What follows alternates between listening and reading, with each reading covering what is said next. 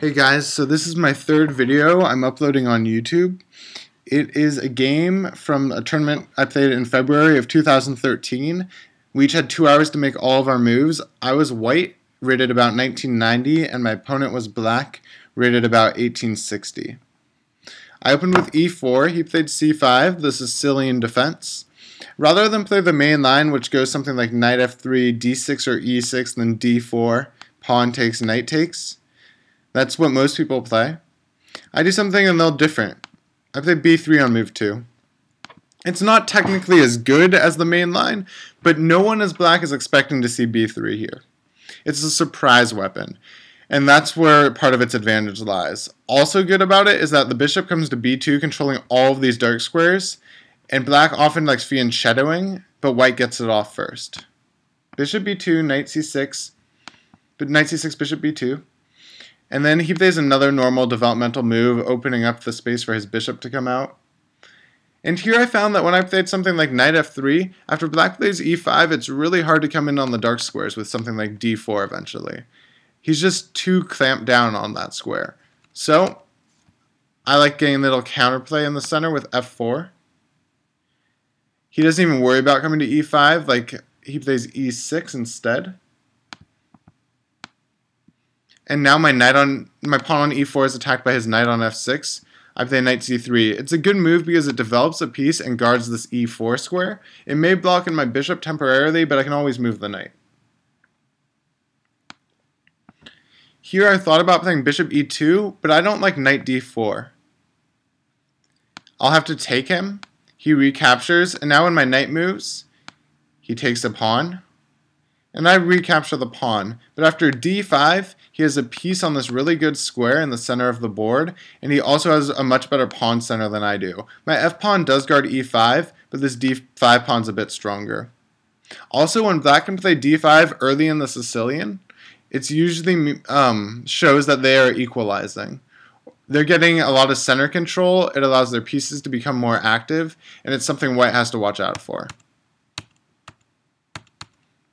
So, to avoid his knight coming to d4, I just pin the knight.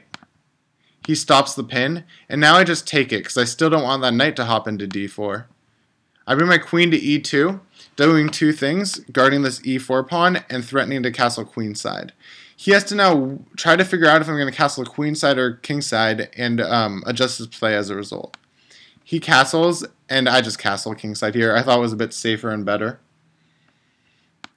This is what I was talking about earlier where black plays d5. The reason I'm not too worried about it here is that I see my knight can come to e5 because he moved this pawn off the dark square. So I give him some center control, but at the same time I have a reason for doing it. Also, if his bishop ever comes to d6 to guard that square, I'm just going to push this pawn and fork his knight and bishop. Do you see that? So, rather than immediately play knight e5, I thought it would be a good idea to have to make him worry about it. Rather than do it right away, sometimes it's good to keep your opponent on their toes. So I'm not going to do it right now. I'm going to wait a few moves. d3 guards the pawn and also gives my bishop an alternate route to come out. Sometimes in the b3 Sicilian, the bishop comes to b2, gets locked out of the game, then comes back to c1 and attacks the king. He plays a kind of cool move here, c4. I can't take with the b-pawn because he'll just play check immediately, attack my king and bishop at the same time. In that line, I lose my bishop. I don't want to play d takes c4 because after something like queen b6 check, I'll move my king over and then he'll bring his knight in. In this position, he's going to have two bishops versus my knight and bishop. And while my bishop on b2 is good, I do have to worry about his bishops becoming more active.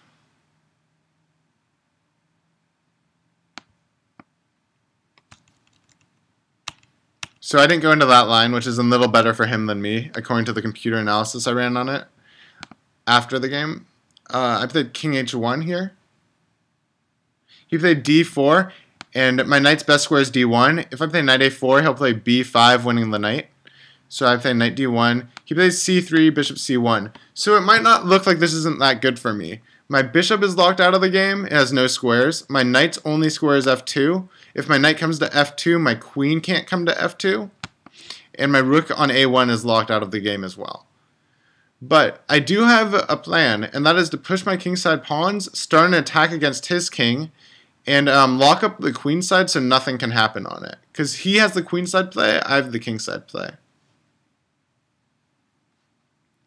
He plays bishop c5 here, which I thought was a kind of bad move. It wastes a move because the queen is already guarding d4, and in my opinion, he should have played something like b5, then queen b6, connecting his rooks and getting his queen to a better square. And in this case, the queen on b6 would still guard d4. He doesn't need to waste a move with bishop c5. And it does cost him later. Knight f2, bringing a piece into the attack. a5, I play a3, and I'll tell you why after he makes his move. b5, and now, if he plays a4 in his next move, I'm going to play b4. If he plays b4 in his next move, I'm going to play a4. I'm locking up the pawns on the queen side so I don't have to worry about any counterplay. That's all I'm doing there. So after I do that, I can play g4. Now he has to start worrying about things like g5, pushing his knight back, or f5, attacking his light squares and bringing my bishop on c1 into the game, maybe to g5, pinning the knight to the queen. He plays g6 here. The thing about moving pawns on the king side while you're getting attacked is it's usually not good. Sometimes it's good to create space for your king to run to, but here it weakens this g7 dark square and the h6 and f6 squares as well, because they're not as well defended. So he's giving me targets now. I bring my rook to g1 to attack on this g5 square if this pawn ever gets traded off, and line up with his king. It basically attacks the whole g file. He moves his king up, and now his plan becomes clear to me. Rook h8, h5, getting counterplay along my king's h-file. I moved my queen to f1. My queen wasn't doing much, so I wanted to bring her into the game. He plays h5, as I just mentioned. Now I finally execute this move, knight e5. He's had to think about it every move for the whole game, whether or not I was going to do it. He makes a smart decision, bishop b7, keeping this bishop on the long diagonal. This bishop might be his best piece. Maybe not point value-wise, but potential-wise. I have to watch this e4 pawn. Maybe one day he's going to sacrifice his knight on it, and my pawn will recapture, and then my king will be in check in the corner. It's going to be hard to move my king because the rook and pawn are blocking it in. Here I take h5, knight takes h5, and I get my queen into the attack. This has a threat. If he makes a silly move like rook a7, I'm simply going to play knight g6, queen fg6, queen g6 check. After king h8, I have checkmate. So he has to watch that threat. He does with queen e8, guarding the pawn. Queen g5 is a good move. I'm threatening to just take h5 because of this pin. He defends the knight. And now is an important moment to realize that my attack hasn't broken through yet. I could keep trying to attack his king, but instead it's important to convert the attack into a material advantage with knight takes g6, f takes g6, and now his bishop is suddenly uncovered. Right? So I can just take the bishop and I won a pawn. And I can still attack his king later. These dark squares are weak. So the attack's not quite done yet, but I've definitely changed focus. Rook d8 defends this d4 pawn, and here I considered getting greedy with queen c7 check, attacking this pawn and his king. But in this case, after rook d7, my queen gets really far away from what's going on the king side, so I chose not to go into this variation. Instead, I played f5. I opened up my bishop. He took me and I took him. He can't take my queen because of this pin I've been utilizing for the past however many moves. Rook f8 might look like an option, but I can always take this knight if I have to.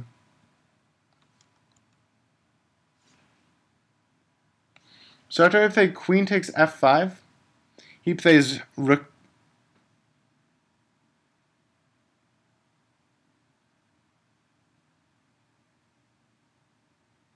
Queen takes f5. He plays rook d6, guarding this g6 pawn an extra time. He doesn't really need to. It's already defended enough.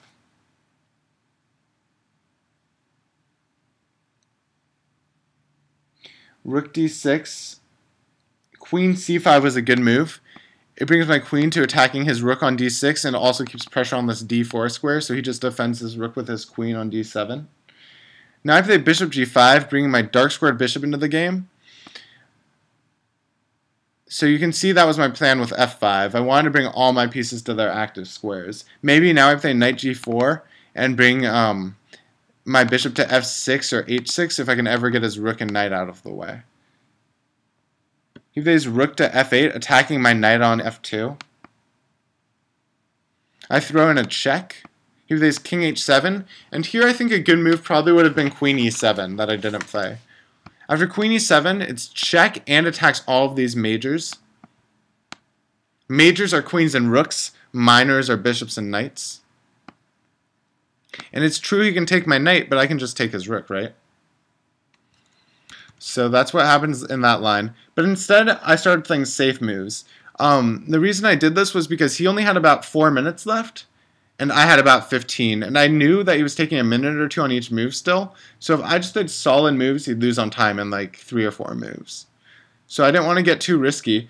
I played bishop h4, guarding the knight. I didn't move the knight because I remembered that if he ever sacks on this e4 square, I might be in a little trouble because my king is stuck in the corner. So I figured, why not just defend my knight? And if he chooses to sacrifice for it, that's fine, I'll win the exchange. But let's make him work for starting an attack rather than just be able to take e4 anytime soon. It was probably a little paranoid, but sometimes safety first, especially when your opponent's really low on time. So after bishop h4, I think rook f5 was the right move. I can't take with my pawn because of the pin. He played rook e6, maybe just a small misstep. Queen g5, getting my queen closer to his king and getting it to safety. Rook f4 attacks my bishop and knight, but they're already defended. Now he only has like a minute and 30 seconds left, and I still have 10 to 15 minutes. I bring my rook to a to e1, just safely making sure this pawn is okay. Queen g7. Now I attack his rook with my knight. And after he moves his rook to f3, I play queen g2. He actually ran out of time here, and I also have a pretty nice threat of knight g5 check, which would fork his rooks and his king. And it's going to be really hard for him to stop because he has to move this rook anyway. So let's say he moves it back to f8, then I just come in with a check. So that was my third video I uploaded to YouTube, a recent tournament game. I hope you guys liked it. I hope it showed some things about attacking. And feel free to leave comments, and I will make another one of these in the future. Alright guys, bye.